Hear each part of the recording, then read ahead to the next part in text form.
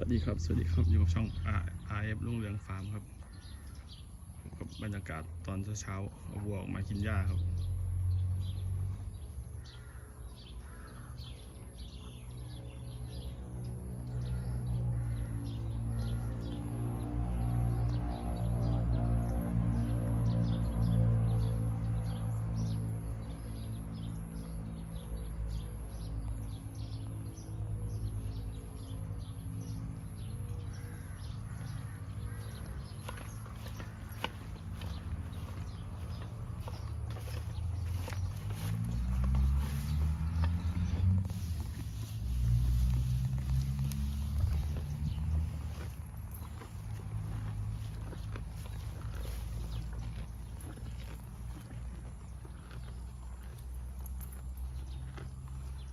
แพงโกล่าหลังจากน้ำท่วมแล้วครับ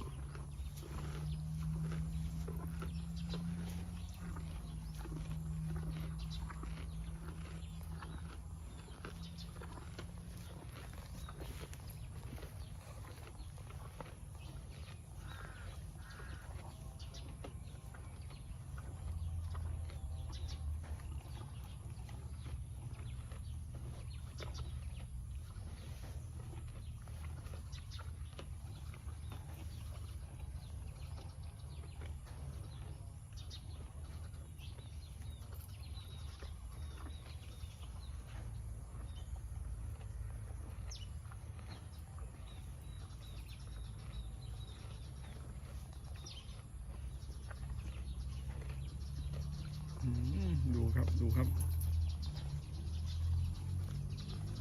อร่อยไม่อร่อยก็ดูเลยครับแพงโกล่าครับ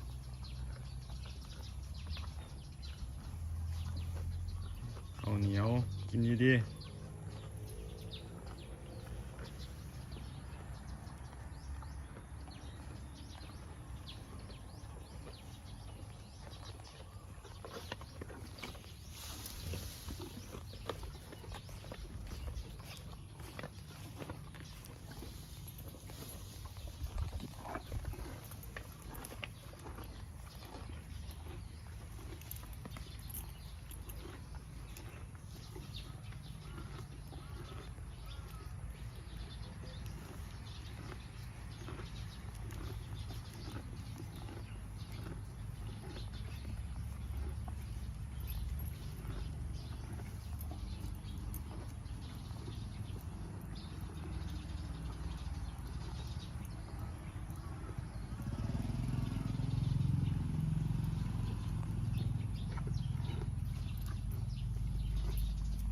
กินช้าครับ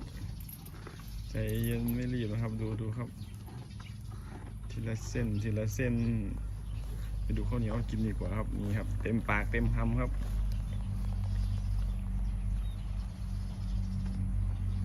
นะครับไม่มีพร้อมครับ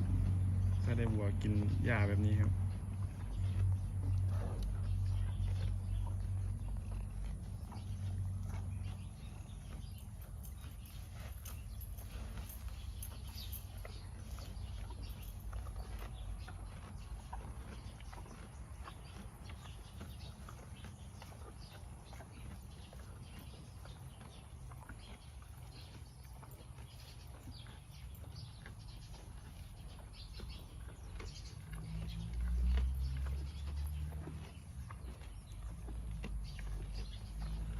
กินอิ่มเดี๋ยวก็ไปนอนครับ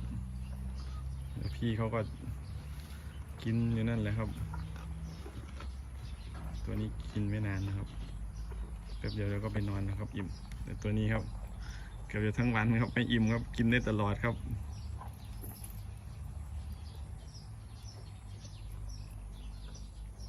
ดูนากินครับค่อยๆกินแบบช้าๆครับอันนี้ต้องแยกให้กินใครกินมันนะครับแบบนี้ถ้าให้กินด้วยกันนี่จะทำตัวนี้ไหมล่ะครับ